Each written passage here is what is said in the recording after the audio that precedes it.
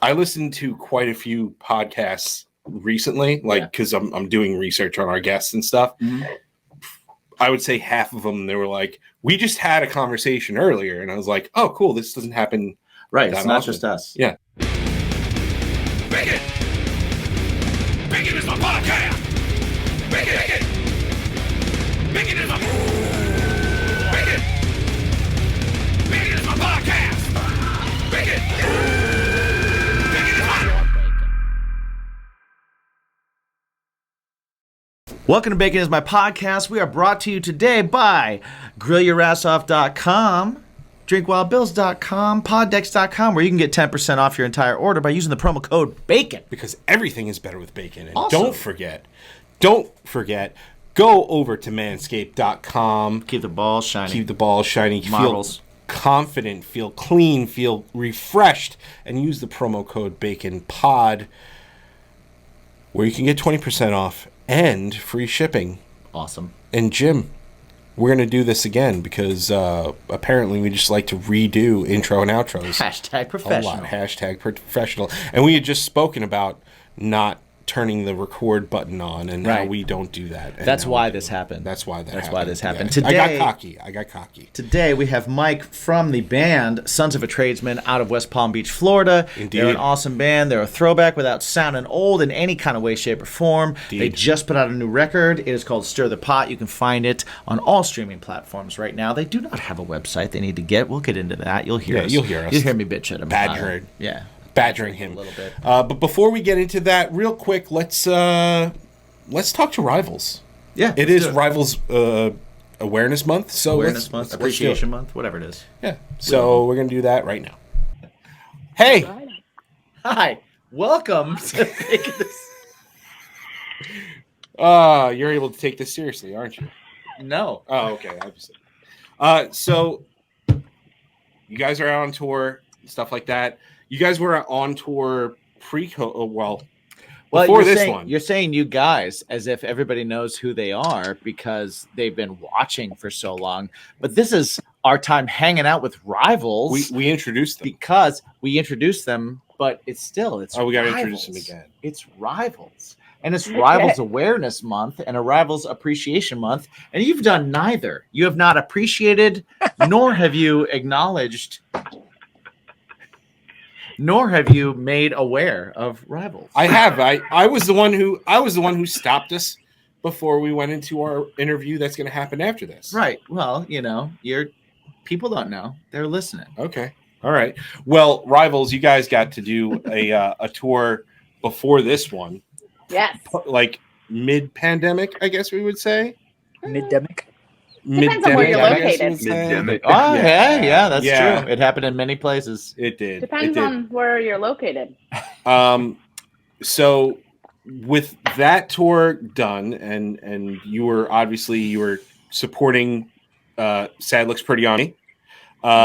This tour, what can people expect from a Rivals show? Because for those of you who haven't seen them, it's a show. It's a thing. It's not just like, oh, I'm going to go see a band play. They do the lights. They do. It's not the theatrics with the fucking drums and shit. It's not like a bunch. If you're not doing the drums anymore, I'm going to be really upset. It's not just a bunch of dudes in like capri pants and. Well, this is very awkward. Mick's like, no. We just didn't have it ready in time, so we had to we wanted to write a brand new one, and it just didn't happen between all the dark matter stuff. So we are not doing drums of sound, but we have put a little bit more into our live show when it comes back. It's funny that you say that because we actually just recently had a huge conversation about making it more of a show. Yeah. Don't worry. Or go. We're going big. Yeah. Well, you gotta go big, right? People come to see a show. They don't come to hear a show. They can True. hear a recording.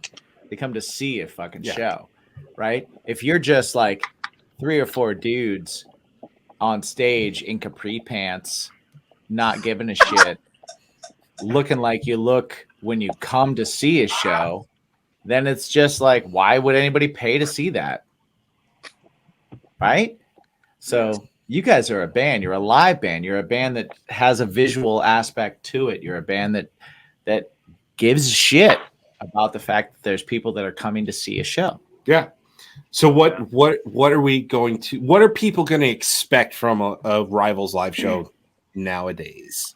We're playing a lot more songs. We're trying to, now that we have so many songs, we're trying to fit as many as we can in. Before we originally we did the drum thing because we didn't have enough songs to fill out like a full set, really. Yeah. So like the way of the drums was a way of like extending our set, because when we originally like our first real tour with Jumpsuit, they wanted us to play for 40 minutes.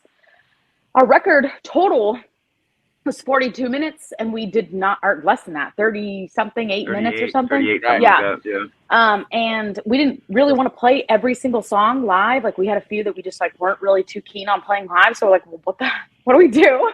Right. Everything's faster live too, just by at least a little bit. Yeah. Yeah. So we had to come up with something else, and the drum thing was like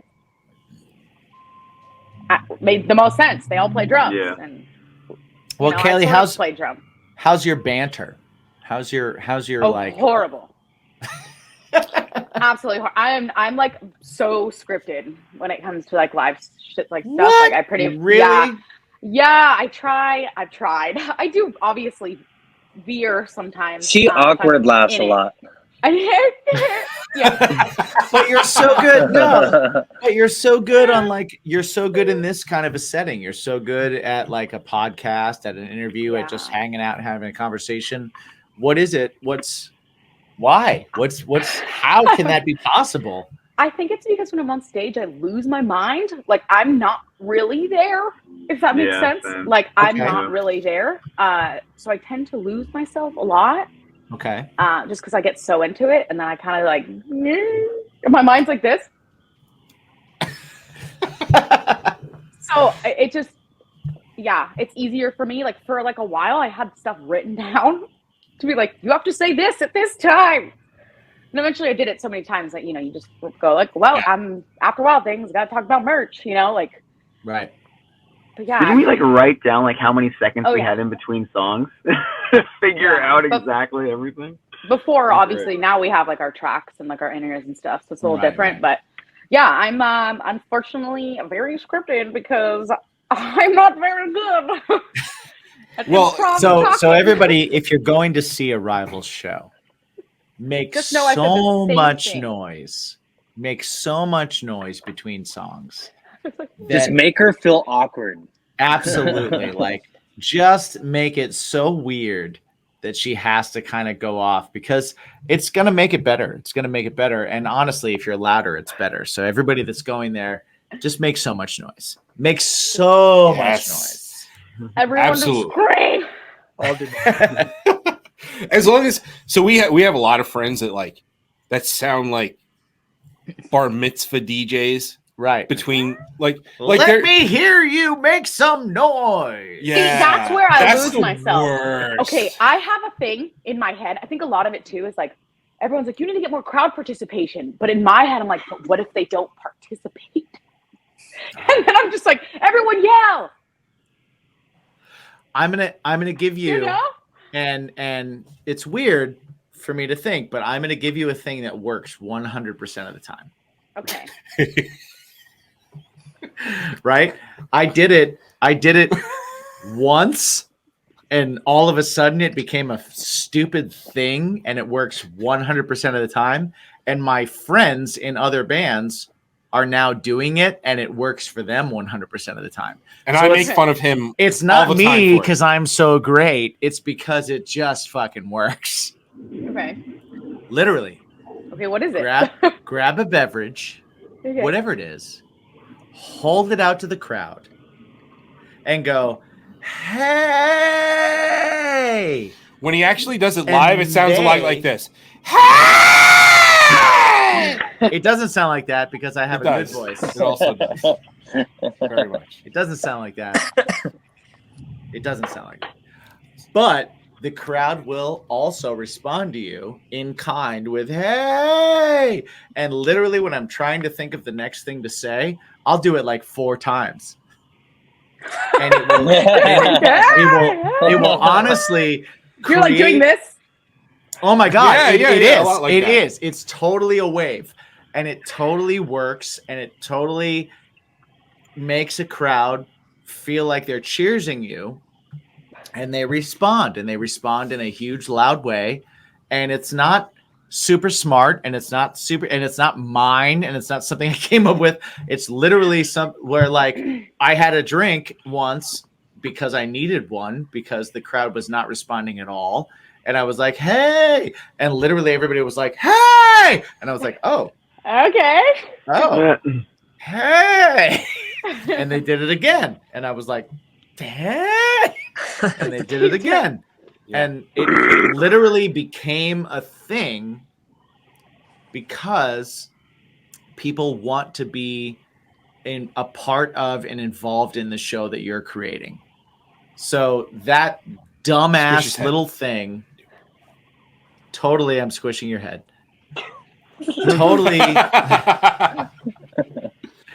Totally makes a difference, and it totally works. And I happily bequeath it just to try it and try it and watch how well it works. And then the next time we're on, be like, dude, you're so fucking right. I can't even believe I am that works. not gonna try it until Brooklyn.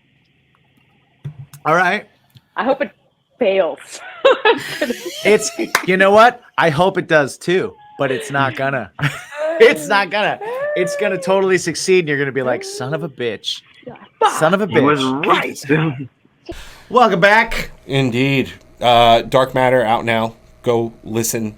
It's great. If it sounds like we're rushing through this, it's because this is the second time we're doing it. Mm-hmm. Indeed. And without further ado, we had a great conversation with Mike. Yeah, he was really cool, and we really want to get to it. Yeah, you'll hear a lot of jibber jabber from us typically before the interview, but we had a kind of a long one, and it was kind of a good one. So we definitely want to get right to it. So enjoy, check it out, check the band out, and we'll be back in just a few. Now. Thankfully, there's enough space so I can cut your now out. I know, I understand. Now. All right, guys, we're going to take a quick time out. We want to tell you all about our awesome sponsor, Manscaped. Manscaped.com. We've been telling you about them since the beginning of the year. We've been users for years. But now they've put out the new Ultra Premium Collection. And what the Ultra Premium Collection includes is a 2-in-1 shampoo conditioner, a body wash, a hydrating body spray, deodorant, and lip balm. And what you do is you go to the shopping cart. Yep. You put all your things in there. Yep. And when you're done, you use the promo code BACONPOD, and you get 20% off and free shipping. I'm going to stop for 1 second, and I'm just going to let you guys know that I've actually been using this stuff for the last 2 weeks. I got my order 2 weeks ago, and I've been using it every day. And so I'm just going to give you a super fast review. The shampoo conditioner is awesome. My hair feels great. It doesn't feel dry. It's not loaded down. It's not weighted down. And it actually feels really good. The body wash is awesome. It lathers up really great. I use a very little bit of it. I'm kind of like a sponge guy, so I'll put it on the sponge, loofah, or whatever you want to call it. And it's awesome. The surprise for me has been the body spray. Mm-hmm. It's really awesome. I never used anything like that before. I got it and I was like, what's this gonna do? I'll tell you what, as a person with tattoos, man, my arms feel dry every now and then. And sometimes for you that have tattoos, you understand that like when it gets dry, you start to feel like a raised up area for where your tattoo was. This actually, it smells great and it feels great and it keeps you hydrated. My hands, my arms, my tattoos, that's what I've really used it on. I haven't done the whole body or anything like that.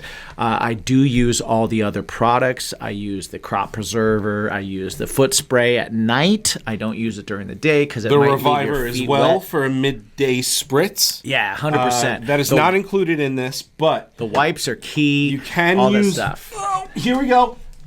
We got the wipes too. Yep. You can use all this stuff, and you can get 20% off on all of these things. And of course, their flagship Lawnmower 4.0, which I was skeptical. I had the 3.0. They gave us a 4.0. I was like, how much better could it be? It's better. It's way better. I've nicked my sack on the 0 3.0. times. And I've nicked my sack 0 times on the 4.0. Right. So go ahead, go to manscaped.com, use the promo code BACONPOD, get 20% off, get free shipping, and support a really awesome brand that we believe in, and support the show a little bit. It's really good, guys. I don't care. If it's not good, I'd tell you, because I don't care. Right. So it doesn't matter to me. But honestly, like, I'd use this stuff whether we had a discount or not. And I use our promo discount because that's what we have. So have the same discount that we do. Indeed. And go over to manscaped.com and use BaconPod as your discount. Hey, this is Cade Katz. You've been listening to Bacon is My Podcast. What's your bacon? These guys are amazing. So thanks for having me. And keep spinning these guys and give them a follow.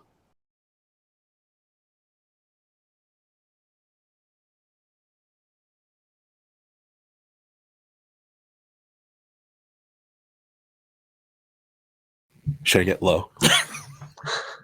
Should I get low? Yeah. Look at you. Look at you. Hey. What's up, everybody? That sounded so legit. Yeah, I know it did. Hey.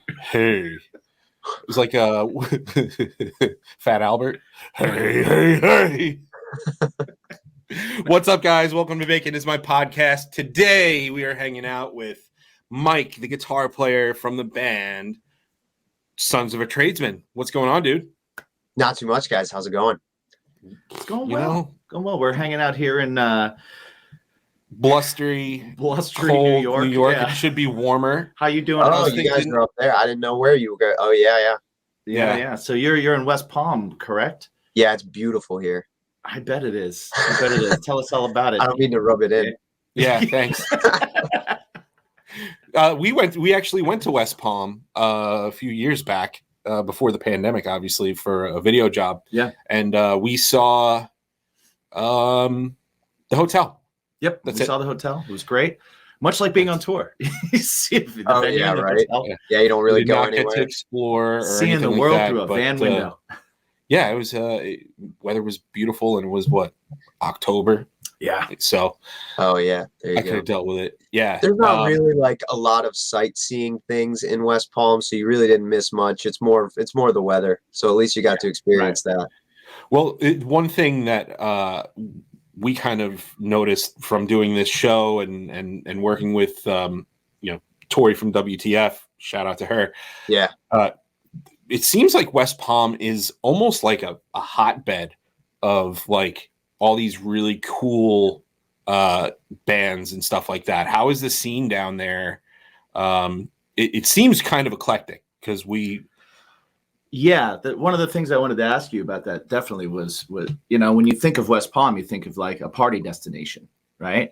For sure. And or a vacation destination, something in that realm. So I typically think like, okay, that's going to be a lot of cover bands, tribute bands. What's it like kind of like trying to carve out an original thing in the area? Are people like, is there a scene there that builds and supports original acts, or is it more of like we got to throw them in when we can and play a bunch of songs for the people that are at the bar, or like what kind of is the method that you guys are doing? Yeah, it's definitely more toward that. There are a couple venues down here, and the music scene amongst the individual bands is really strong. Like we all support each other a lot, but there's not really a lot of venues that strictly showcase original music. Mm-hmm. So that's been kind of our thing for the past 3 years now. We do cover shows. And we throw them in. Usually, like one of our sets will devote to the original music, and people seem to dig it because we try and remind people that like all the covers that we're playing were in fact once original music. I mean, they themselves are original music, so it's hard to it's good to support that. But a lot of people just want to hear cover music in the background. They just want to hear those bar songs. So we try and please everybody as much as we can. Well, what's cool about you guys is that you have like there's an element to your music that is a very classic sound without sounding dated. You know what I mean? Like you guys definitely have elements of that. Like I saw videos of you guys on your social media of you guys playing some of the, you know, classic songs that you're going to play, Zeppelin songs and Sabbath songs, you know, things like that. Yeah. And then when you listen to your guys' music, you could definitely feel that it's not like it's not like you're going it's not a departure, trying to pull off a Journey song and then right afterwards you're playing like an original that's got like this Sabbathy feel. Right. You guys are right in there with it without sounding like it. So I would imagine that you can slide them in and people are just like, oh, cool. I didn't know that one. Who was that? And you're like, oh, it was us. Check out our page. We like to pitch it as much as we can. And yeah, that's it. Cause I mean, even though we try and choose songs, like cover songs that people are going to like, we also want to play the ones that we enjoy. So that's kind of like everybody's influence. Everybody in the band are really big Zeppelin fans and big Black Sabbath fans. So that comes through a lot in the original music that we write, you know, and we don't try and rip it off as much. Cause, you know, like bands like, you know, even though I have a lot of respect for them, bands like Greta Van Fleet get a lot of flack for trying to sound like way too much like Zeppelin. And we didn't want to get too heavy into that. Yeah, and it's like maybe they do, and then also maybe they're just so young that they just haven't found they haven't figured it out yet. I mean? Yeah. When did you guys? How do you feel like? When did you guys find your sound? Because like I said, there's a bunch of stuff in there. There's definitely some classic rock in there, but then you listen to some of the vocals, and there's almost some like hip hop phrasing at times. And there's there's some interesting. You're the guitar player. There's definitely some interesting like chord choices you do. You're not banging out power chords the whole time. You're finding some interesting places to go. And then when you actually listen to the record, there's all kinds of cool stuff that's happening in there. There's you know, you listen on headphones and it's one thing. You listen another time. You're always finding something new in the songs. So at what point did you guys kind of like find your sound as a band? It was a long process, and I think it shows like if you were to look at which ones were written first, it was kind of a progression, and there was a few member changes along the way. I wasn't even the original guitarist, so a couple of the songs were already written before I joined the band, and so it definitely evolved. And toward the end, I would say the last half of the record that we wrote, the intention was a little different. Before they you know, we were just kind of writing songs to just kind of mess around with stuff. We were writing in Andrew's garage, and we didn't take the writing process as seriously. And then once we decided that we were going to do a full record, and we kind of had this concept behind it, we're like, okay, we need to put a little bit more thought and make these songs more of a thing. And like you said, that was a goal for us sonically too. To have things that you wouldn't necessarily pick up the first time you listen to it. Yeah. Or if you're listening to it in the car versus really listening on headphones, you can start to pick up things in the mix and that's it was exciting for us because we wanted to do it as an album. We wanted people to listen to it as one big thing. Yeah. You know? That's really cool. And, you know, being kind of like your first real record and stuff. Now, you guys, you self-produced the whole thing. Right? Yeah. I recorded and mixed everything. So you do all the recording and the mixing? Yep. That's very cool. When did you get involved with that? Like, was that always something that you were involved with? Is that something that, because you guys seem more like a band that's going to get into a room and just play and figure out like a song. And then, you know, I've heard in the past, you know, like Andrew just kind of, he won't write any lyrics until the music is done. So is that all done in a room, all four of you, or is that one of those things where it's a process and, you know, you're sending back and forth demos and this and that, and then you get into a room and do that? Yeah, that was, I mean, it was not strictly like one formula every time, but that was pretty much what it is. Like we would get together weekly or sometimes a couple times a week because we all have full-time jobs during the day, but we try to at least get practice and writing sessions once a week. And if anybody had an idea, whether it was Andrew or me or Nick, our old bassist, we would just bring ideas to the table, and even if it was just a little riff, we would all try and expand on it. Yeah. Some things worked, some things didn't. And were you always involved in the recording process, or is that something that you got involved with when you guys decided you were going to record? Yeah, well, I had kind of always dabbled in it a little bit, but I started to take it a lot more seriously when we started to record, because we started to record at a friend of ours studios, and it was just to get everyone together and to get, his time was, everybody's time was available at different times, right? Right. So it took a really long time just to get a little bit recorded. So, and then pandemic hit, and no one wanted to, have an entire band over to their house. So we just kind of all sat down and we're like, listen, if we're going to do this, if we're going to make a record, we gotta kind of tackle it ourselves. And it was mainly like, that was my decision, because I also looked at it as an opportunity to really learn how to produce an album. And it was a lot more than I had thought, but I'm really, at the end of the day, I'm really happy I did it, because we're all really proud of it. Yeah. Yeah. What was that like for you, just on the side of being the guy engineering it? What was it like for you to be like, it's done? this is it. It's done. It was such an incredible feeling, dude. Cause like when you go into it, you kind of have, I kept thinking about it, and I was like, all right, we have these main songs are like, some of them are completely done. Some of them are like 90% there. We're going to try and record drums first on this, and then we'll do guitar. And our bassist, who we got to replace Nick, he ended up moving away to Tampa, which is like 4 hours away from us. So getting him down to record was really difficult.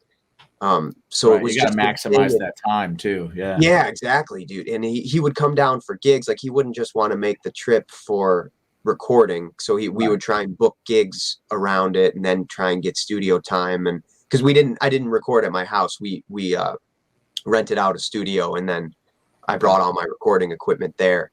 But at least it gave us the flexibility to really hone in on stuff. Because I feel like if you go to a studio and you're working with an engineer, at least me personally, I feel this tremendous amount of pressure to like get it done, because I don't want to waste money. I don't want to waste time. Right. But doing it ourselves, you get that freedom to kind of like really spend a lot of time on it. Yeah.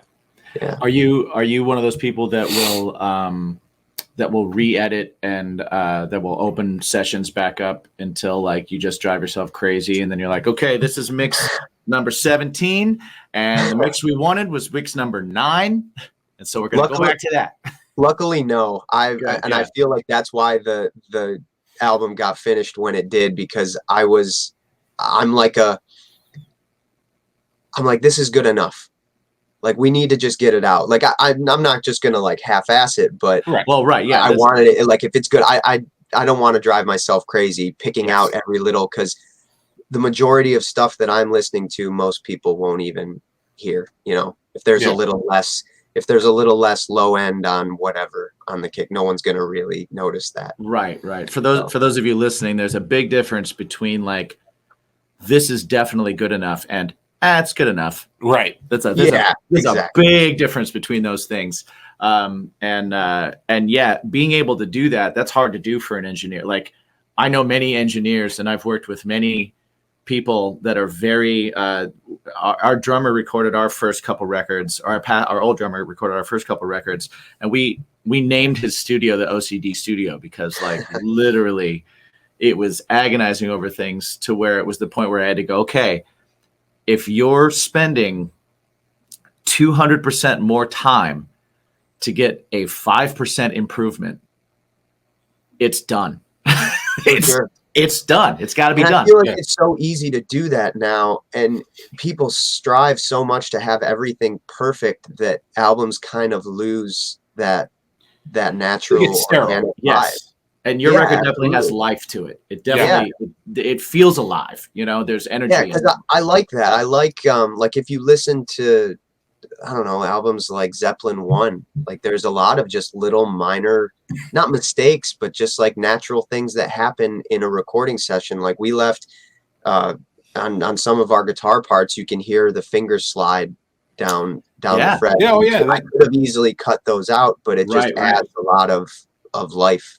Or breathing, you know what I mean? Like people breathe. Oh yeah, it's okay. Yeah, let them hear a breath. Yep. You know, like that's awesome. I think that's been lost a lot, or at least maybe in like mainstream music. If you're listening to it, for sure, you kind of lose a lot of that. If you dig deep, and like rock and roll right now, to me anyway, is kind of an underground thing again. And I kind of feel like I like it there. I like it to be underground. I don't want rock and roll to be the number one music form in the world, other than the fact that like maybe I'd have an easier time booking a tour if it was. But you know, but if it's underground, it's a little counterculture, and it might make people a little bit uncomfortable. And like it should. It's fucking rock and roll. Yeah, that's what I mean? it's Like, based on. Absolutely. Yeah. So getting that life in a record and hearing those string noises and hearing those breaths, and like you said before, wanting to allow your songs to be something where you don't hear everything on the first listen, because it's not maxed out with everything in your face. It's like on the first listen, you get the song. On the second listen, you might get like, oh wow, there's like a weird little guitar riff in the background that I didn't hear before. And then like, oh shit, I didn't even know that harmony was on there. That's cool. Right. And you know, like all those. Yeah. I like making things very subtle. Yeah. A lot of little subtle things, a lot of ambient stuff that just adds to the overall sound. Well, it's cool how you can put out an aggressive sounding record with so much subtlety. And that's an art that gets lost, I think, a lot because it's like everything has to be loud. We're all from different. I mean, we all kind of generally like the same music, but our main influences are very different. Like Andrew's kind of outlaw country guy, like he's big into that. Chris is more of a metal guy, and I'm kind of I don't know, I guess blues driven, but also I really dig like Tame Impala, for instance. Okay, like, yeah. Huge, and that's kind of where I get my I guess like my trippy ambient stuff that I really like in records. So it's that mix, and that's kind of why we named the album Stir the Pot. Like it has kind of a few different meanings, but one of it is just kind of like a big melting pot of all our different influences. That's cool. It definitely comes across. You can hear it, which is cool, man. Yeah, nice job. Really. Thank you. Yeah, absolutely. Do you remember, like you were saying, you all have different influences? Do you remember, like growing up, how like a song or a record or something that first made you go like, oh, music's important, it's not just background, and then something that made you go like, I have to do this, right? Because doing music, you have to do it. It's not something you choose. It's like you have to. No, I would never want anybody to do this for a living because it's terrible, but like but you have to. It's like there's a compulsion.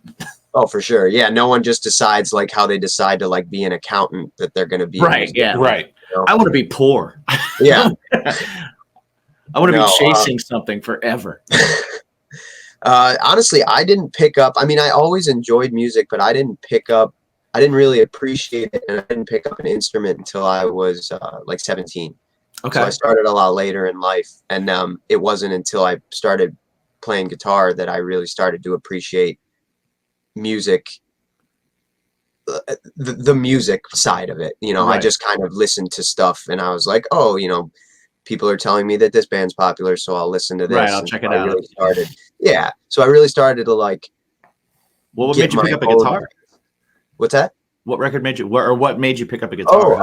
I honestly, my brother, he's a drummer. He started playing drums a few years before I started playing guitar, and he had these like bonus points from ordering all this drum stuff, and there was nothing drum related available, so he bought this acoustic guitar. Oh, nice. And it just sat in his closet for like a year. And after I graduated high school that summer, I was just bored, and so I picked it up, and I just started learning little songs here and there. Like I think I learned the intro to Stairway to Heaven. Right. And that made me kind of explore that band a little bit more, because I knew who Led Zeppelin was, but I just knew the radio hits, and just didn't really appreciate them, didn't appreciate the music as much.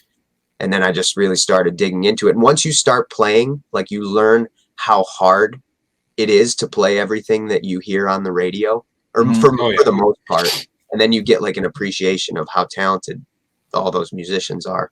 Oh yeah, you get that, like you learn something, and then you, in my brain at least, it was like, okay, I learned this, but I learned something someone else did. They made this shit up. Right.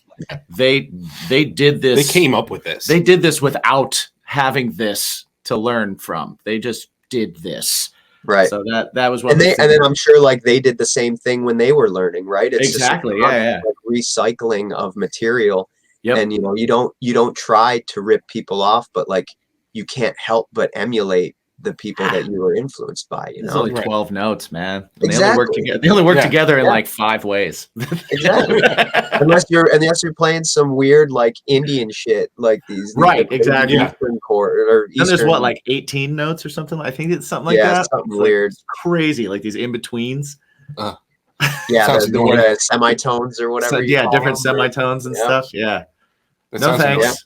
No thanks. But I guess then, as far as I started learning it, and it was gonna be this thing I did on the side. It was just gonna be a hobby. I had this whole other life planned. I was going to college. I was gonna graduate. I was gonna take over my dad's business. Right. And we took a road trip down here because I'm from Michigan originally. Okay. And so we took we talked about this. Yeah. Thing. But so I took a road trip down here with my friends, and I saw a good buddy of mine who I had never met at that time. He was playing at a bar, and he's a ridiculously good guitar player. Like he's a prodigy like none I've ever seen. Gotcha. And once I saw that, like something in me just clicked, and I was like, that's what I want to do. That's awesome. Yeah. That's so cool.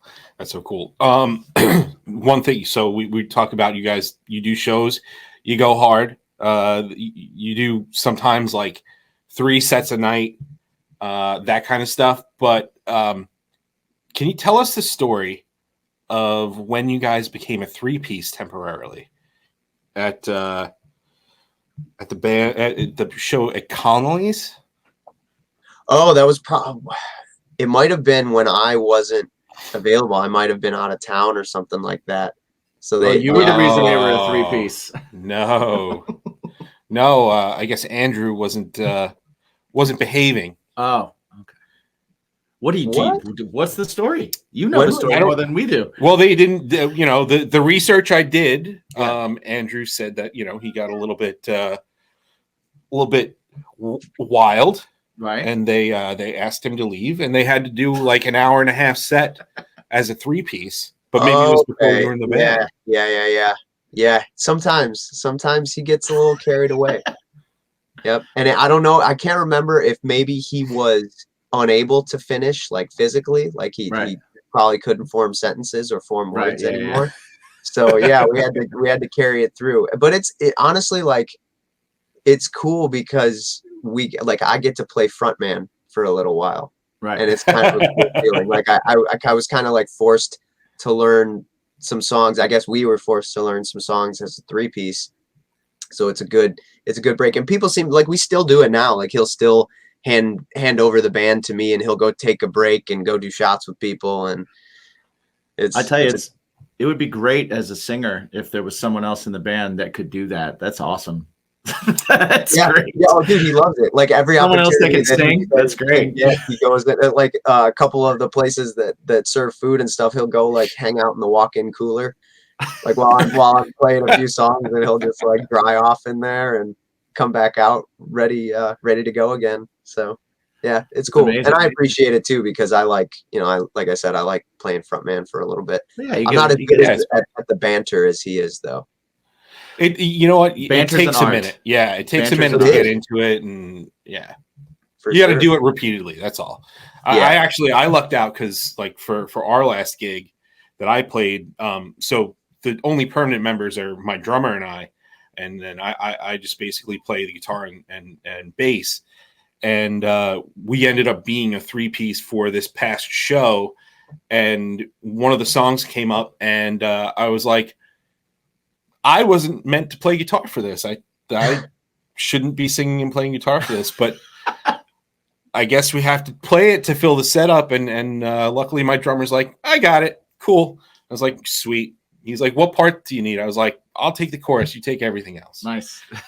Nice. Yeah, man. That's nice having guys to lean on. Yeah, for sure. And I respect musicians like that, like flexible ones that kind of can do a little bit of everything, instead of the ones that, you know, they get scared if they have to do anything else, or not scared, but they get uncomfortable if they have to do anything. There's like an anxiety else, to it. They're just like, I don't know what I'm gonna do, and it's like, hey, right, man, we're already here. Yeah, exactly. You could do it. Yeah, and that's one thing you learn as a live musician. You learn how to like set aside that panic, because if you start to panic, people see it, and then they notice it. And, you know, even if you make a mistake, just shrug it off. They'll forget about it in 5 seconds anyway. I teach vocals and guitar to kids at a school of rock, and one of the things I teach them when they getting ready to do shows and they start talking to me about like stage presence and things like that is I'm like, it's confidence is really hard to build, right? So confidence takes forever, but not giving a shit, oh, you can get that quickly. Yeah, and if you get that, you have no problems. Yeah. Then it doesn't matter. For you sure. know, like, and I just, you know, I'm like, whether the crowd likes you or not, there is nothing that you can do that is going to really alter that. Yeah. If you're out there giving your best and the crowd hates you, they are going to hate you. There are going to be people that do not like what you do. Yep. And the part of the crowd that loves you, they're going to love you. You want both of those things. The only thing you don't want is people not to give a shit. Right. You know, apathy is the worst. Like that's awful. I'd rather be booed than have silence. Yeah, that's tough. We the drummer and I have started like an acoustic duo thing. Yeah. And a lot of the places that we play, like, we're just background music, and that's kind of the idea. It's happy hour. Weird, right? Yeah. Yeah, it's quiet. And coming from a band like Sons of a Tradesman, who Andrew will literally demand people's attention. Like if they're not paying attention or their back's turned, he'll call them out and be like, hey, you in the blue shirt, this is our show. Turn around and listen, guys. And it's great. Yeah. People love it. Like he's kind of an asshole on stage, but in like the best way possible. And people really dig it. That's great. But playing those acoustic shows where you just get done and you're like, damn, I just nailed that song. And all you hear is crickets and people carrying on their conversations. Like, damn. Like, okay, but it is what it is, you know. Right, but you're also the work side of it. You're in the environment though where they're not like applauding and stuff. Isn't what they're there to do. So it's weird. I know exactly what you mean. I put out an acoustic record. I'm in a band that's very loud and lively and, you know, very crowd centric as well. And I put out an acoustic record. And I went to go try and do these like solo acoustic gigs. And I'm used to getting everybody to drink and yell and pay attention and all this stuff. And I'm like playing these acoustic songs. I'm like, I don't know. He's getting the snaps. Yeah, right? I don't know if I like this. In between. I don't know if I like this as much. This is more of a weird thing. And then it's worse because if they don't like it, they don't like, if they didn't like me, they didn't like me. Right. It's not like, your right. band's not my thing. You don't have your band. That is definitely a different vibe. Like when it's just you and an acoustic, it's like, shit, I gotta be on point. Yeah, then I feel like that's the closest thing to like being a stand-up comic, right? Like, a stand-up comic, if people don't like your comedy, when most of your comedy is about your life and about you, so that means they don't like you personally. You know, and that's so when you're playing a solo gig, it's kind of that same thing, especially if you're doing originals. Like if you're doing covers and everything, like, all right, you don't like how I sing fucking Zeppelin, or if you don't like how I sing, you want to hear something else, whatever, I don't care. But like if I play a song that I wrote and you hate it, then you hate me personally. You know, like, it's hard to, and was that what your acoustic thing? What your acoustic album was all originals? Okay, yeah, it was all original stuff. Tough, man, you're like, this is all my feelings and my emotions. Right. And this is just me and my guitar. This was the stuff I didn't want to hide behind a band with. Yeah, for sure. And now I want to. I have a lot of those songs that I've written myself that I don't plan on releasing just exactly for that. It's so much easier when you have a band. Yeah. And you can bounce ideas back and forth because then they're not just your own. Right. It's like everybody's, so everyone's in that same boat. When you're on stage, you have that confidence that, you know, we have an army. Yeah, exactly. Yeah. You know, you got a tag team there. You're just like, if they don't like us, that's all right. I got 3 other guys and we can fight our way out of here. We can make this happen.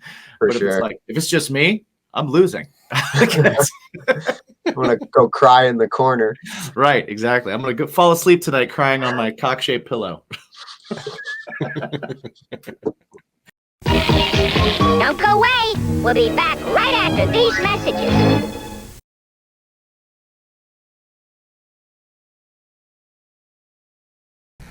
This episode of Bacon is My Podcast is brought to you by drinkwildbills.com and grillyourassoff.com.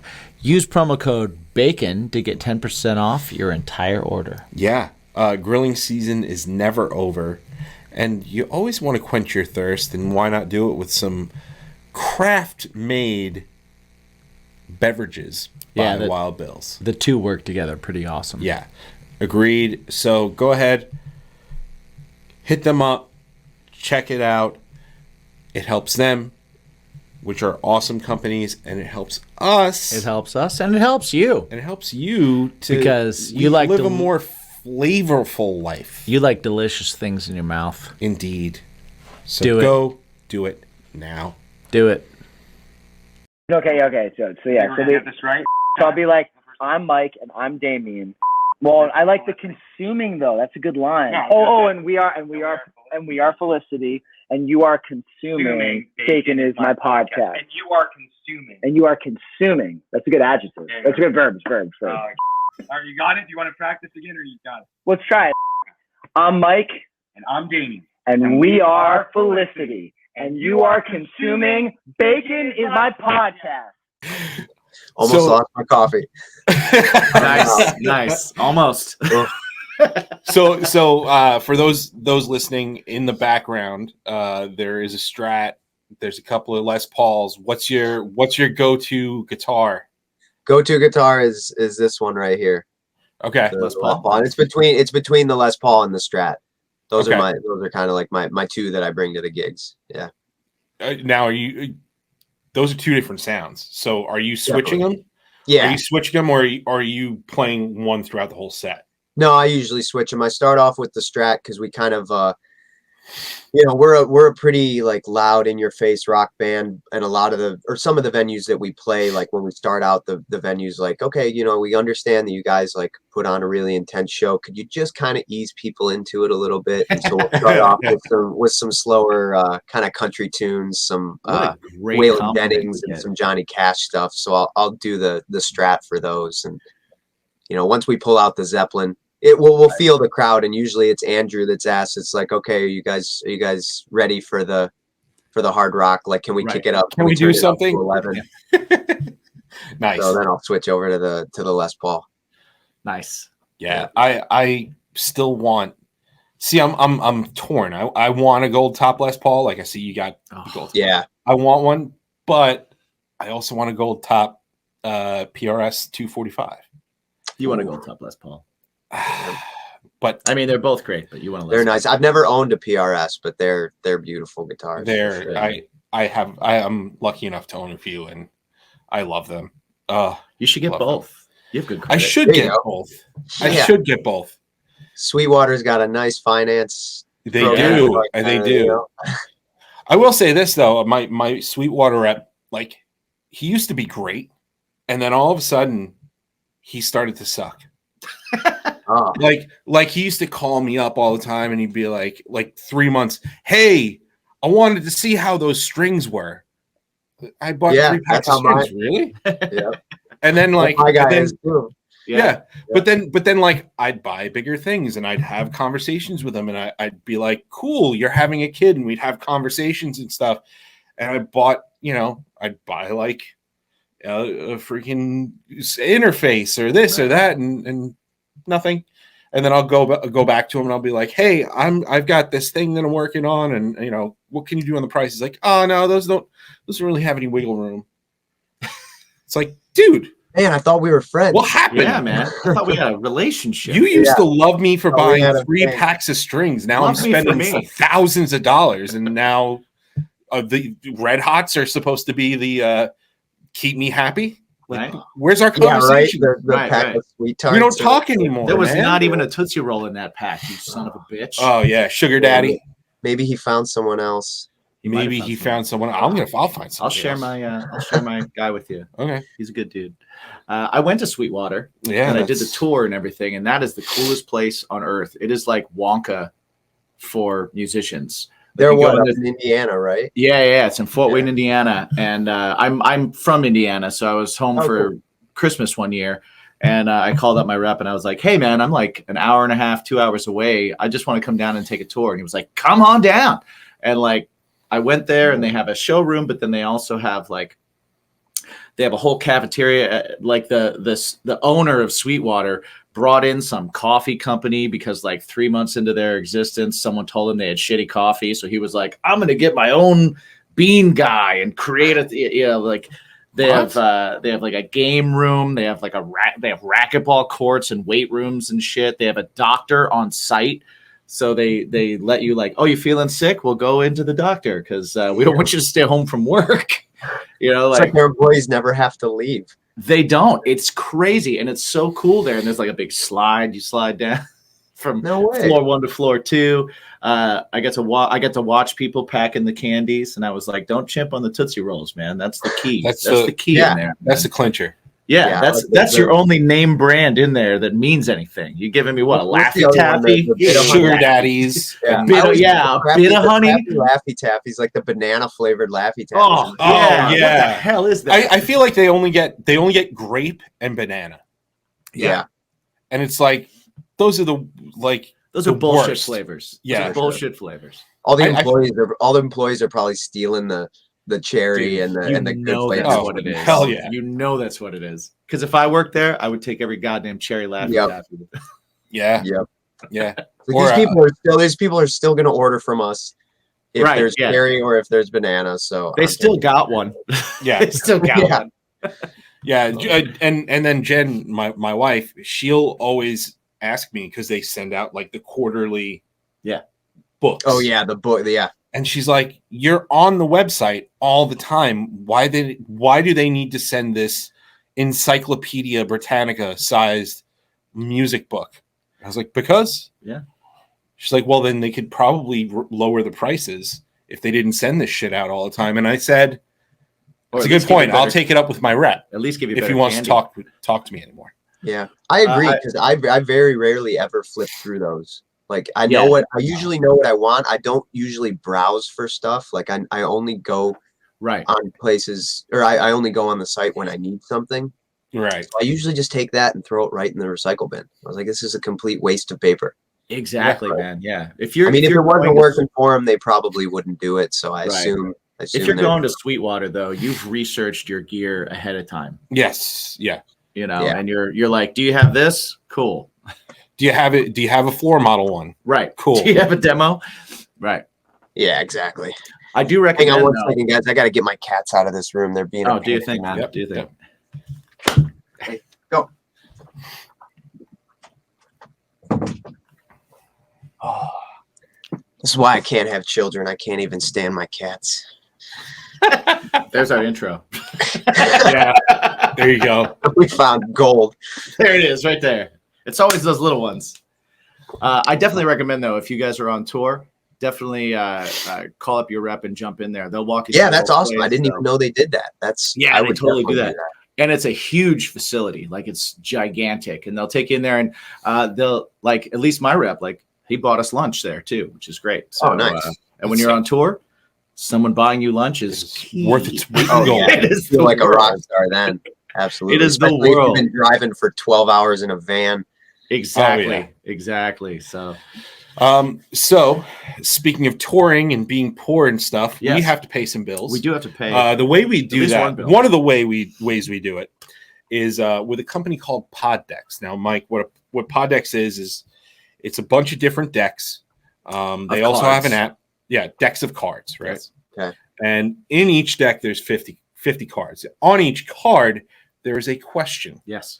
And what we like to do is have our guests pick from each deck, or pick one of the decks that they have, and then pick a card from one of those decks. So we have the interview deck 2. We have the episode deck, what the heck, would you rather, what the fuck, and How dare you? Those last two have to be said that They way. have to say. I don't care about the what the fuck. That's more of his thing. I like it. What the fuck? Yeah, Come on. he's whatever. It's not catching on.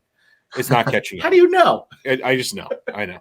But what's really cool about these is the branding. You got like an MTV-esque going on here. And then the How Dare You has like a little popcorn with the happy, sad drama faces. Those are the newest ones, so clearly the hard sell. Yes. So but Mike, you can pick any deck you want, and which they all have deck questions. Would you like to pick from? What were the first three again? Interview deck, interview deck 2, episode deck.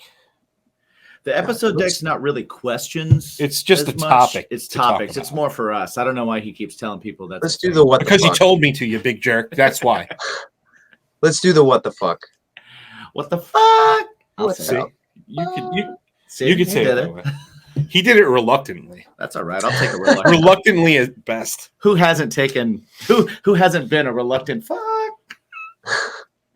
Good point. Good point. Been there. So I'm going to go ahead and shuffle this deck, and while I do this, Jim's going to tell you how to help us out and help pod decks out. Yes. So if you're listening, jump over to poddex.com. Check out all these decks. They also have an app, which if you checked out one of our previous interviews where we were remote, we actually used the app to find our question as well. They're very cool. I'm a bartender. I have actually had these decks at the bar, and I've used them on a slow night talking to people just as something fun to do. It's kind of like Cards Against Humanity or Exploding Kittens or one of those type of games. If you like the stuff over there, they have some cool shirts and swag too. Whatever you do, put your cart together, and then right before you pay for everything, throw in that promo code BACON. Because everything is better with bacon. And you get 10% off your entire order. So what we're going to do now is I'm going to fan these out. I'm going to take magic finger number 1, and we're going to go from my left to right, your right to left. You just tell me when to stop, and that'll be your question. Keep going. Stop. Stopping right there. Seems to be a pretty sweet spot. That's a sweet spot, yeah. Right in the middle.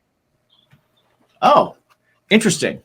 Mike, in one sentence, how would you sum up the internet?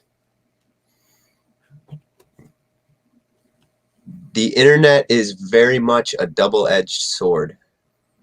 Ooh. Accurate. Yeah. Yeah. Accurate. That's not an opinion.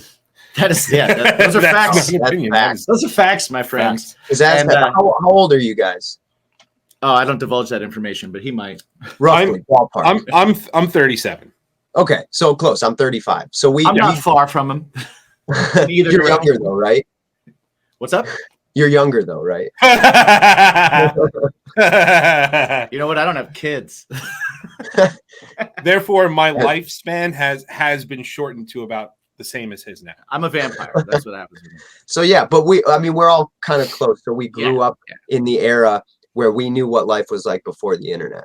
Yes. Yeah. Right. Yeah, we're like the last generation. So we have that appreciation for what it's like, and I feel like it's very, obviously it's just endless amounts of information, but it's also like very poisonous. And if you spend way too much time on it, it changes. And I feel like the younger I don't want to sound like the old guy that's like, oh, kids today or whatever. Get off my lawn. Right. Exactly.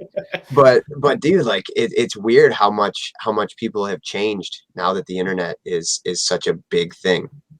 Yeah. Do you think, and this is just in like a random in general question, do you think that like people have changed, or do you think that because it's easier to find like-minded people that like informed people or crazy people or maniacs are all just quickly able to find more of them, and that empowers them in their thought process? 100%.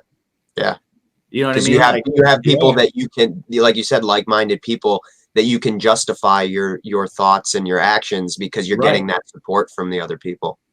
Yeah. It's whereas before, like if you were like, And especially like, I don't know, it's so easy to make videos of yourself now, whereas if before, like, you were some weirdo in your basement, like you were just that guy, but now you can make YouTube videos and put that out there, and it's now a thing and everybody can see it. So I had this conversation with my dad because we were talking about YouTube specifically, and my dad is a super smart person, one of the smartest people I know. But he can also get very opinionated, and he gets very like, like he can get very heated about a topic. Yeah. And we were talking about how crazy it was that that people can see things on like YouTube, and they can treat it the same way that they would treat it as if they saw it on like whether it be a news source or an entertainment source or anything else. And we were talking about it, and he was like, I don't think people realize how easy it is for like a person to get decent at editing and get a very cheap editing program and then make a video that looks every bit as good as an entertainment source or a news source. And so they're immediately seen at the same level as, and they're taken just as seriously.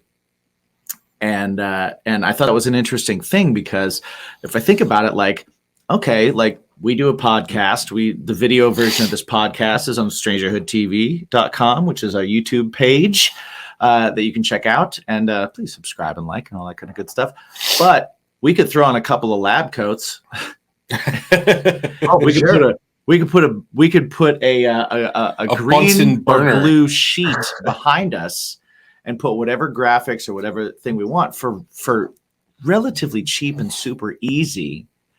And we could make something look just like anything else looks, and people will take it seriously. And that's kind of like this. That's the scary sharp edge of the internet. I don't care what side anybody's on or anything like that. I just think it's kind of a thing that people don't realize is how easy it is to look legit. Yeah. Fake it till you make it has been a thing forever, and we just have an easier way to fake it now. Yeah, definitely. And it's not a good thing either, because people take that and I don't know. I feel like the older generation too, like they grew up trusting their news source, right? 100%. Yeah, so yeah. Like, when they hear something, they're like, okay, this is a news source, it must be true, right? So, but then they get fooled by like you said, Joe Schmo that just made a video in his basement, and now they're spreading that. So it's like that viral stuff that circulates. It's just like, I don't know, it's dangerous. It can be dangerous. It can be really good, but. Yeah, the look news, at Double Rainbow. The news or talk shows or MTV's breaking news or any of that stuff was always a thing that you just kind of saw, and there was no way to look around it or see more things. So people see any kind of information source and kind of treat it the same way as like, I saw this once, I don't really have to look around it. Yeah, because I've never had to do that before. And it's like, yeah, man, a 12-year-old can do this really easily, like really easily. Yeah, never has it been easier to do your own research on something, yet it's also really difficult because there's so many different sources that you can find a different answer on. Like I remember I just saw a video recently. This guy was in the drive-thru getting coffee, and he was like, you wonder why our generation has such bad anxiety. It's like, I'm going to look up to see if coffee causes blindness. And he Googled it, and he's like, well, sure as shit, there's studies that say coffee causes blindness. Right. Now I'm gonna look up to see if coffee can improve eyesight. And then he did it, and he's like, sure as shit, there's studies that say coffee can improve eyesight. So it's like, who the hell do you believe? Yeah, it's so hard. And, if you studies, I've done studies. I drink coffee and I can still see, so I've done a study. The problem is that if you dig into a hypothesis, as long as you like really want to, you could definitely find the answer you're looking for, right? Like, when it comes to foods, oh, this food will kill you. Oh, but it cures cancer. It's like, right? What? What are you talking about? So and that's also like you said, it's like people will justify their own beliefs just by trying to Google what they believe. And if they see something that proves them or backs up their belief, they're like, well, see, I'm right. This is true. It's like, well, you're not. WebMD, right. WebMD, man. We're in an era where you find out if something is a scam by Googling, is insert thing a scam? And what's going to come up? Things that are telling you it's a scam. Right? If you Google your question that you want answered in a certain way with the words that phrase it the way that you want it to be answered, you're going to find all the information you need for it to be answered the way that you need it to be answered. You know what I mean? And then you're like, yeah, I was right. Yep. You're like, look at this. I knew it. I knew it. I knew it. The earth is flat. I knew it. I knew it. Yeah. Time to share it on Facebook. I'm going to share it on Facebook. I'm going to show everybody where I found my information. And then the people that are already following me, because they're not the people that stop following me because I won't shut up. It's a vicious. Provide a lot of entertainment value on the internet, though. Those crazy people that you can't stand what they believe in, yet you can't unfollow. Dude, I love it. Can't. I love it. I have a guy that plays in one of the bands that works at the bar that I bartend at, and his Facebook, he's the flat earth thing is the thing that I kind of found from him, right? But and I don't know yet. I still don't know because we're not close enough for me to be able to ask him if he's just winding people up. But holy shit, does it feel like he's winding people up? And it's amazing. And I really think that part of it is him just being like, yo, if I have hundreds of people commenting on my shit because they're wound up, then guess what? I beat the algorithm. So the next time I say my band's playing here, all 100 of those people are going to see my fucking thing. Nice. And it makes sense. It makes sense, man. And it's so great to watch him do it because like we'll have conversations at the bar and I'm like, man, you don't seem crazy. And then like you're like, damn. And then I see him online and I'm like, you are out of your mind, dude. I am the exact opposite. As soon as I see it on my feed, I either remove it from my feed or I get rid of it. Are you? Oh man, I'm a glutton. I've done it. I've unfollowed or unfriended a mutual friend of ours. I'm not going to just say it on the show, but like I just couldn't take it anymore. Mid COVID, I was just like, all right, that's it. Done.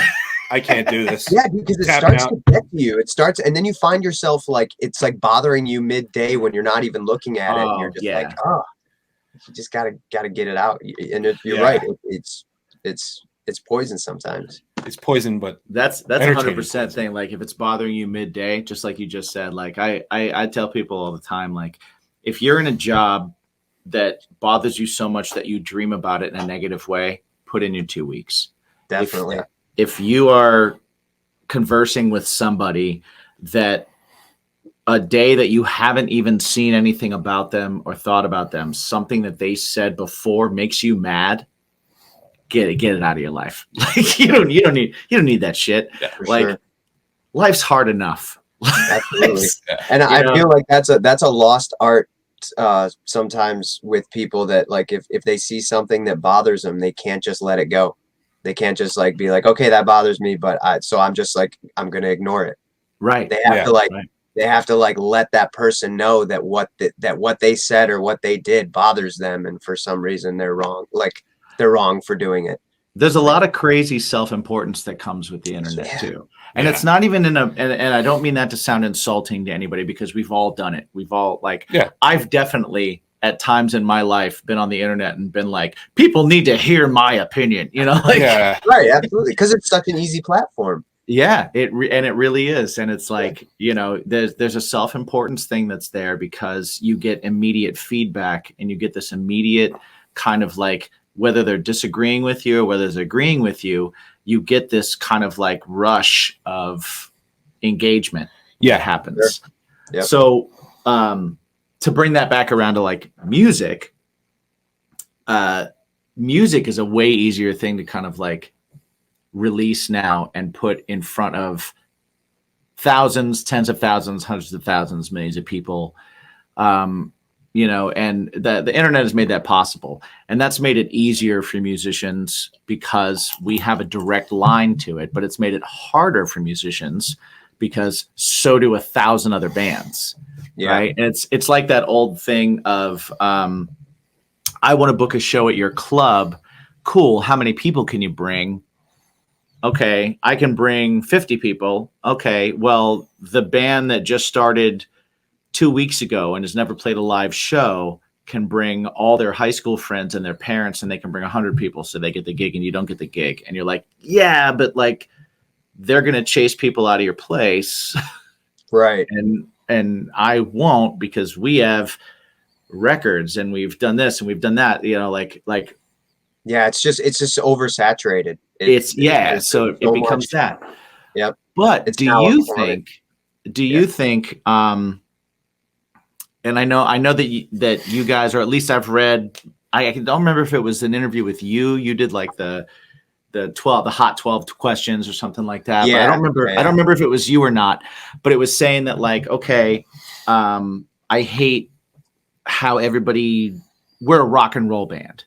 Stop trying to marginalize us and make us, we're a post-hardcore, the other genre thing, right? Exactly.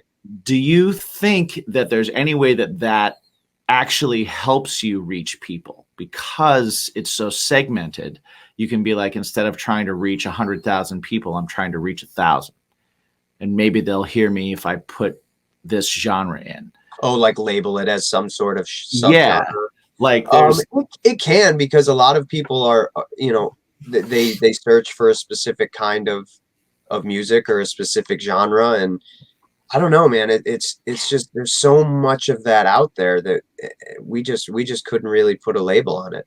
Yeah. And people don't get mad, but they're like, yeah, you can't just say, like, what do you mean rock and roll? Like, you can't just say rock and roll. It's like, well, yeah, like watch what we do. Yeah, it's loud guitars, drums, bass, and it's rock and roll. Exactly. Do you think like I always found that to be it's kind of like, if you remember and you were in bands pre this heavy saturation of the internet, it was like you'd go to a club and you'd be handing out your demos, or you'd be handing out a flyer, or you'd be trying to talk someone into coming to your show, and they'd say, who do you sound like? And you'd be like, God damn it. Yeah. Like, now on one hand, it's like, I can't say I don't sound like anybody, because I'm not like, I've created a brand new style of music that you've never heard in your entire life. I am so unique that you can't even connect me with anything familiar. Right? Because if someone told me that, I'd be like, well, okay, I'm curious, kind of, but I don't know if I really want to listen to it. Yeah, unless it's going to be just like a bunch of white noise or some shit. It's going to sound exactly like oh, all right. But you know, so everything has always been trying to label you to something, and saying like, okay, we have kind of a, like, if I was in your band and I was trying to sell you, I'd be like, okay, we have a kind of a weird Black Sabbath meets Zeppelin and Black Crowes meets something modern type of vibe. Come see it and tell me what the fuck the other thing is. Yeah, you know, for sure. That's a lot easier, telling people what bands we sound like rather than labeling a genre, because a lot of the bands that we sound like are more just kind of like classic rock. So we can't just say our genre is classic rock, because it's like too broad. Like an era. Yeah, or it's too broad. So it's like that's usually what our go-to is. It's like, so, you know, like on one hand, all this mini genreing is the most annoying thing in the world, but on the other hand, it actually really helps promote, because you're like, all right, it's when I was doing the thing for CD Baby, trying to fill that out, that's what we had to do. I had to like pick a main genre and then like three subgenres. Three subgenres. That took me the longest out of like filling everything out. I started looking through these lists. I was like, what the hell are half of these even? I don't even know what they are. And I'm like, no, we don't sound like that. We're not that. And then one was like arena rock. I was like, sure, why not? Yeah, of course. Yeah. Why not? We could play arenas. Let's do it. Yeah. We play rock in arena and we will rock. I did the same. Yeah, I did the same thing on CD Baby. I was like, arena rock? Yes. Awesome. Because I don't know what that is. It's rock and arenas. I've seen a lot of bands at arenas that are very different. Exactly. I saw Tool at an arena. Yeah. I also saw the Foo Fighters at an arena. Right. Yep. I've also seen Motley Crue at an arena. Yeah. Yeah. And they're all Those not are arena very- rock, but they've Those all are very different bands. Yeah. for sure. For sure. All right, Mike. Well, we took up a lot of your time. Yes. It's been great, So good. I'm glad. you guys, listen, you're welcome back on anytime. Absolutely. Open invitation. Yeah.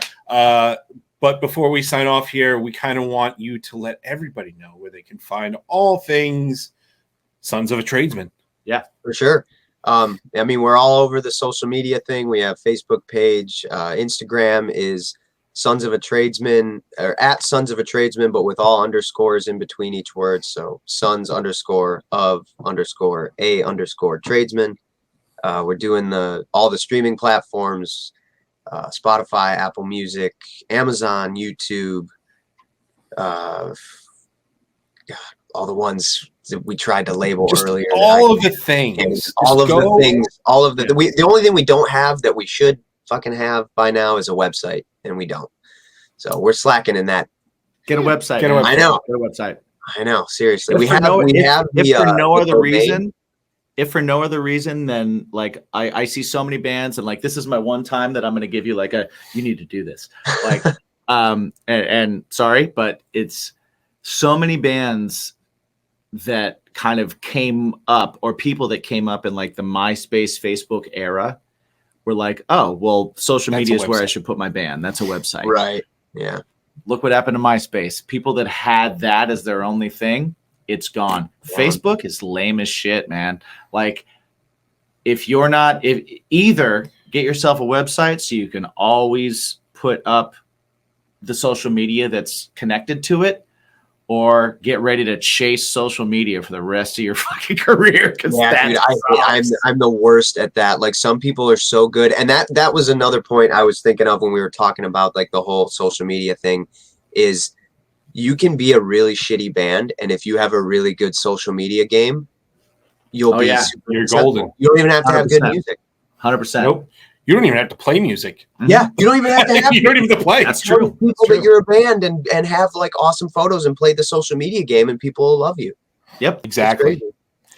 Well, and that's the key is getting people to pay attention and then getting people to love you for something.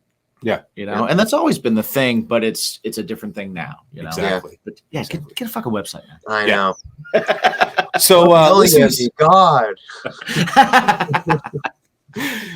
Papa Jim has spoken. I'm sorry. No, you're So right, though. You're right. till then, go check out Sons of Tradesman only on social media, not on the website, Right. and on all digital streaming platforms. Check out the record store, The Pot. Indeed, fucking it's awesome. it's Definitely check really it out. cool. It's throwback, but it's got some real cool modern elements to it. Even like some rap stuff. And Yeah, it's a throwback that doesn't sound It's old. really cool. Yeah, exactly, exactly. Thank It's you. not. I appreciate that. And don't It's- don't listen to it on your phone speaker, please. Oh, No, yes, don't, yeah. don't. At least put in buds if that's the least you can do. Yeah, I hate when I people agree. try and show me music and they're like holding their Here, phone listen. up. Yeah, it's like no, don't do that. I don't. Thanks want for that. thanks for all Right. the treble. I appreciate Yeah. it. Yeah, I didn't want to hear any low end. Oh yeah, put it in a glass. Throw That'll it in a make solo difference. cup. That's cool. Yeah. That's great. Thanks. Yeah. Thanks for putting it in a glass for me. But until the next time, everybody, what should you always ask yourself, Mike? Do you We said there was remember? a test. We said there was a test. We What's did the say that, number yeah. one question that you should ask yourself every day? It's the question that'll improve your life. Really. Indeed. What was it? What is my bacon? What's your bacon? Bacon. Got it. That's what it is. Yes.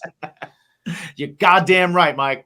Hell yeah. Hey, if you Sons of guys ever Tradesman. make it up to Michigan, there's this place called Tony's on I-75, and everything that you order gets a separate plate of like a half pound of bacon.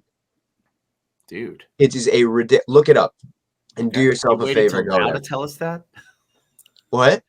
I said you waited till now. Oh, I to know. tell us I thought of it at the beginning, and I didn't get a chance to throw it in. And I was like, I can't end this podcast without Nice. throwing it in. Appreciate it. If you're listening in your car right now and you're anywhere near Tony's, go there immediately. If not, turn around and go to. And then go to Tony's. Oh yeah. Thanks, guys. That was a good conversation. Yeah. Good dude. It was very cool. Good dude. Really excited that we had him on. In the last outro that we made, you did allude to the fact that we don't know who's coming on. Yeah. We don't ask. We don't bother people and say, well, who you have, whatever. Like, we literally just have them come on, and then we just figure it out. Yeah. We're musicians too, and we said this earlier today before we started. We were kind of like, well, if we have another musician on and we can't talk for 40 plus minutes, what the hell are we doing? What are we doing here? What are we doing here? So Mike was super easy to talk to. Yeah. He produced the band's whole album. Really cool talking to him about the ins and outs, the intricacies of that. You heard it. You heard it. So Jim, where can they find you? Jimmy G Shoes on all the socials. If you don't know that, then thank you for listening, and you know that now. Craving Strange is my band. We are at cravingstrange.net, where you can find all of our stuff, all of our socials, all of our everything. New song, I Run Away, out now, with a bunch of videos and stuff like that on Strangerhood TV, which, if you're looking for the visual version of this show, you can also find it there. That is our YouTube page that we're all on. I'm also in a band called Crash Transit. We just put out a new record called Lightspeed. You can check that out on all the streaming services. Mike, where are you? Me. Personally, I'm at Me My Own Self. Mike, no spaces, no underscores. You can find me posting all things about Bacon Is My Podcast, but you can also find me posting things about my kids, maybe, and also about my band. My band is at Something Heavy Music. It's called Something Heavy. You can find us on all digital streaming platforms.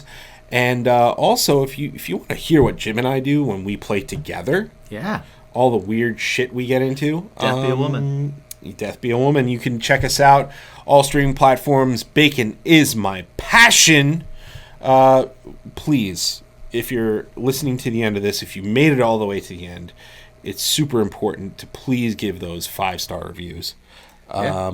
You've made it this far. Just give it one extra click. Right. You didn't use that click to turn us off. Right. So use it to give us a 5-star review. If you want to know everything Bacon Is My Podcast, just go to baconismypodcast.com. You can check out all of our bands, but you can also check out Bacon Is My Passion. Plus, you can get episodes. Plus, you can get to all our sponsor pages with all the discounts and all the links and everything like that. So check it out there. Thank you guys so much for listening. You guys are everything. A special huge shout out to our BIMP squad and everybody that is on patreon.com/baconismypodcast.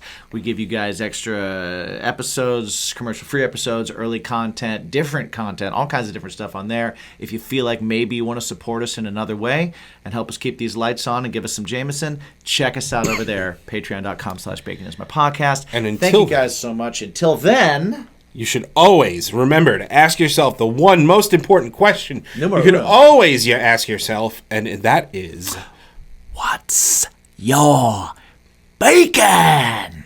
Whoop, whoop.